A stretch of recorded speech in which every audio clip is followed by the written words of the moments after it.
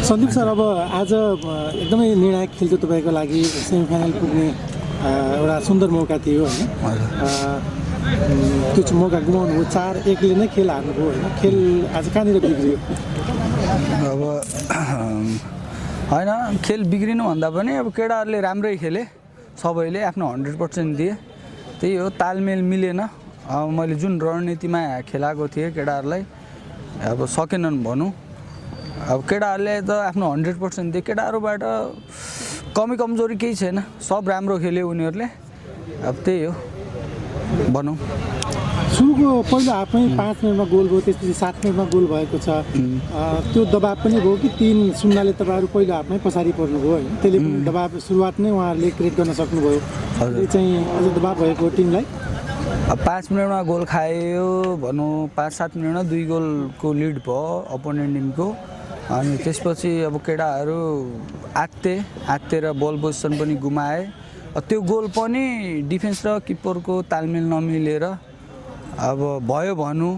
Easily goal भयो त्यो। उनीहरूले अब हुनुपर्ने गोल भन्दा पनि त्यो त अब दिएको जस्तो टाइपको गोल हो। अब दुईजनाको बिचबाट मिसअन्डरस्ट्यान्डिङ भएर किपरले पनि कल गरेन, डिफेन्सले पनि कल गरेन। अनि त्यसपछि अब त्यो गोल हुन पुग्यो। त्यसपछि केटाहरूले अब नर्भस भए। अब 7 मिनटमा 2 गोल भइसकेपछि अब आफ्नो केटाहरूमा अब सब एकअर्कामा आफै रिसाए। त्यतिखेर गेम पनि बिगारे भनौँ। फर्स्ट हाफ चाहिँ 3-0को लिडमा थिए उनीहरू। सेकेन्ड हाफ चाहिँ अब केटाहरूले सुधारे र गोल पनि अब उहाँ फर्काए। 1-1 सेकेन्ड हाफको स्कोर त 1-1 भयो। त्यही फर्स्टको हाफको 3 गोल नै निर्णायक भएर हामी हारे भनौँ।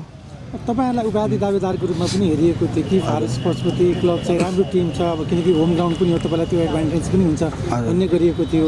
ओभरअली टुर्नामेन्टमा अब एउटा गेम जित्नुभयो यहाँले, आज हार्नुभयो होइन। कसरी समराइज गर्नुहुन्छ टुर्नामेन्टलाई यहाँले? टुर्नामेन्ट यो बद्रीकुण्डा मेमोरियल डिस्ट्रिक्ट U16 टुर्नामेन्ट र KDFA को समन्वयमा भएको यो कार्यक्रम एकदमै राम्रो छ भनौँ। अब अधिकांश जिल्ला अन्डर 16 को यङ हाम्रो फुटबल खेल्ने भाइहरूले चान्स पाइरहेका छन्। हामी पनि एज अ कोच काम गरिरहेको थिएँ भनौँ। हामीलाई पनि थाहा थिएन कि यस्तो ट्यालेन्टहरू, यत्रो प्लेयरहरू हाम्रो जिल्लामा छन् भन्ने। अब म त स्पेसल थ्याङ्क्स भन्न चाहन्छु यो हाम्रो बद्रीकुण्डा मेमोरियल फाउन्डेसन प्लस अब हाम्रो KDFA र अब हामीलाई यहाँसम्म साथ सपोर्ट गरिदिनु हुने सबै सम्पूर्ण हाम्रो FWFC परिवार अनि फाप्ला भेटरान दाइहरू हामीलाई ग्राउन्ड उपलब्ध गराइदिनु भयो। प्लेयरहरूलाई अब त्यहाँ फेसिलिटीहरू दिनुभयो, खाजादेखि लिएर सबै कुराहरू हाम्रो फाप्लाको दाइहरू यहाँ सपोर्ट गर्न आइदिनु हुन्थ्यो। र क्लबको परिवार, अफिसियल फिजियो अनि म्यानेजर दाइहरू सबलाई अब धन्यवाद दिन चाहन्छु। आगामी अब वर्ष अझै अब यो टुर्नामेन्ट हुने नै हो र आफ्नो प्लेयरलाई के भन्न चाहन्छु कि डिमोटिभेट नहुनु। एउटा यो हामी जित्न भन्दा नि सिक्न पनि आएको, जित्छु भनेर खेलेको तर हारे पनि अब केही कुरा सिकेर गए। अर्कोचोटि पनि हुन्छ, नेक्स्ट ट्राई गर्ने हो, राम्रो खेल्ने हो, अझ मेहनत गर्ने हो भन्न चाहन्छु भनौँ। अब तपाईँ आज कोच यो अघि भन्नुभयो कि राम्रो ट्यालेन्ट, मैले सोचेकै थिएन कि यस्तो राम्रो भाइहरू छन् भन्नुभएको थियो। अब यो कस्तो पाउनुहुन्छ? कैलालीको फुटबल यस्तो खालको युवा केटाहरू छानिएका छन्, एउटा राम्रो बेस्ट टिम अब कैलालीले पाउनेछ अन्डर 16मा होइन। कस्तो सम्भावना देख्नुहुन्छ भाइहरू?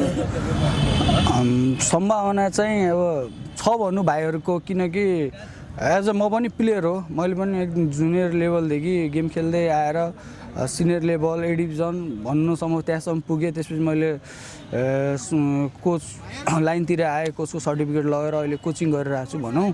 अब अल ओभरमा हेर्ने हो भने अब हाम्रो जस्तै पूर्वमा गेम भयो भने, काठमाडौँमा गेम भयो भने, जस्तै पश्चिमको क्लब गएर केटाहरू गएर अब पहिला जो हामी जाँदाखेरि एउटा रिजल्ट आउँथ्यो।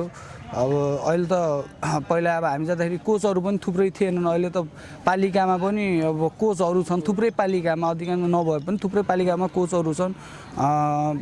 कोचहरूले गर्दा नै यत्रो प्लेयरहरू अहिले प्रोडक्ट भयो भन्नु उनीहरूले यहाँ एउटा प्लेटफर्ममा गेम देखाइरहेको छ भोलि बाहिरतिर गयो भने सबैलाई समेटेर एउटा टिम बनायो भने कैलालीको टिम चाहिँ धेरै स्ट्रङ छ पहिले भन्दा र अब चाहिँ कैलालीले रिजल्ट पनि दिन सक्छ भन्ने आशा राख्दछु अब अन्त्यमा जस्तो तपाईँले अब बाँकी रहेका टिममध्ये को टिम चाहिँ उपाधिको दावेदार ठान्नुहुन्छ आज कोच तपाईँले खेल पनि सबैको हेर्नु भएको छ दावेदार को छ जस्तो लाग्छ यहाँलाई दावेदारको रूपमा चाहिँ अब सबै टिमहरू राम्रै छ अब मैले लम्की हाम्रो अहिले अपोनेन्ट यो टिम पनि राम्रो छ धेरै राम्रो छ गौरीगङ्गा पनि धेरै राम्रो छ अब मैले मेरो एनालिसिसमा चाहिँ अब गोदावरी नगरपालिका भनौँ किनकि अब त्यहाँ चाहिँ मेरै सिनियर दाइ कोच हुन् र टिम पनि अब राम्रो छ त्यो भाइहरूलाई पनि अब सबलाई हेरेको मैले अब सँगै खेलाएको भनौँ जुनियर राम्रो एउटा अनुशासन टिम भनौँ म्यानेजमेन्टको भाइहरू पनि धेरै राम्रो छ त्यो टिम गोदावरी नगरपालिकाको अनि अल ओभरमा चाहिँ मेरो विचारमा चाहिँ गोदावरी नगरपालिकाले चाहिँ उपाधि जित्छ भनौँ अब हुन्छ यहाँलाई चाहिँ हामी अन्यतिर थोरै जोड्न चाहन्छौँ अब आज तपाईँको पक्षमा नतिजा आएन होइन कोचले पनि धेरै कुरा भनिसक्नु भएको छ कस्तो भयो ओभरअली यो टुर्नामेन्टको तपाईँको अनुभव कस्तो रह्यो अनुभव त राम्रै हो पहिलोचोटि हो अब अनुभव त पहिलोचोटिमा राम्रो भयो होइन यस्तो अनुभव चाहिँ बार अब अर्को साल पनि आउँदो साल पनि अब खेल्न पाऊँ भन्ने चाहना राख्दछु अब चाहिँ अब कोचले भने जस्तै हो त्यो त अब फर्स्ट हाफमै अब हाम्रो गेमको तालमेल मिल्न नै टाइम लाग्यो अनि त्यसमै 3 गोल खायौँ अनि सेकेन्ड हाफमा चाहिँ राम्रै भयो हाम्रो गेम राम्रै भयो अनि 1-1 भयो त्यसमै अब पहिलो खेलमा तपाईँले जितेर एकदमै उच्च मनोबलका साथमा तपाईँहरू आज आउनुपर्ने थियो होइन त्यो हिसाबको तयारी पनि थियो होला मैदानभित्र प्रवेश गर्दै गर्दाखेरि के स्ट्राटेजी थियो कसरी चाहिँ फर्मेसनमा कुन फर्मेसनमा तपाईँहरू तयारी गर्दै हुनुहुन्थ्यो र नतिजा अलमोस्ट तपाईँको पछिमा नआए पनि के तयारी थियो आज खास हाम्रो जित्ने भन्ने नै सोचमा आएका थियौँ हामी अब फर्मेसन त अब कोचले राम्रै गराउनु भएको थियो अब केटाहरूले अब त्यही हो अब फर्स्ट हाफमै अब आफ्नो तालमेल गर्दै बिगाडे अब अनि एकअर्कालाई रिसाउँदै गर्दै खेलिरहेको थिएँ त्यसमै त बिग्रिहाल्यो अन्त्यमा के छ अब तपाईँको फुटबल करियरलाई कसरी अगाडि बढाउने विचार गर्नुभएको छ आगामी दिनमा कति सक्रिय भएर लाग्नुहुन्छ फुटबलमा अब आगामी दिनहरूमा म अब ट्रेनिङ गरिराख्ने हरेक दिन ट्रेनिङ गरिराख्ने अनि अब फाप्लामा पनि म आउँछु अब आउन चाहन्छु अझ फेरि अर्कोचोटि पनि अब बोलाउने अवसर दिनु होला भन्ने चाहिँ अनि यसरी खेल गेम चेन्ज गर्दै राम्रो गर्दै गर्न चाहन्छु हुन्छ यहाँहरू दुवैजनालाई समयका लागि धन्यवाद अर्को टुर्नामेन्टको लागि एकदम शुभकामना सन्दीप सर यहाँलाई पनि धन्यवाद हजुर